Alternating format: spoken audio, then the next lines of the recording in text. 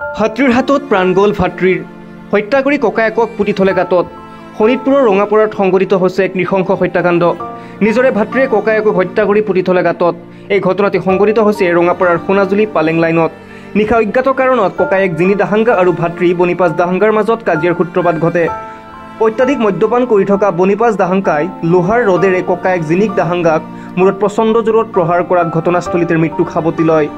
পাছত ভাতৃ বনিপাছ দাহাংগাই অতি গোপনে ঘৰৰ কাষৰ বাৰীত গাঁত খান্দি ককায়েকৰ মৃতদেহটো পুতি থয় ৰাতিপুৱা ৰাইজে জিনি দাহাংগাক নেদেখি সন্দেহ উপজে আৰু নিশা দুৱাৰে মাজত কাজিয়া হোৱা গম পাইছিল আন এজন ভাতৃয়ে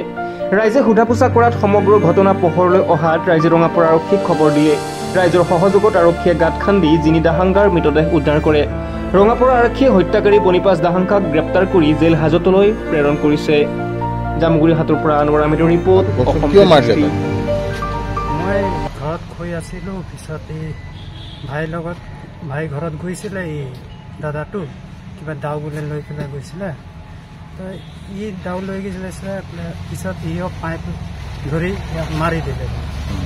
পিছত মই কি হৈছে বোলে গৈ চালোঁ তো ই মাৰি দিছে পিছত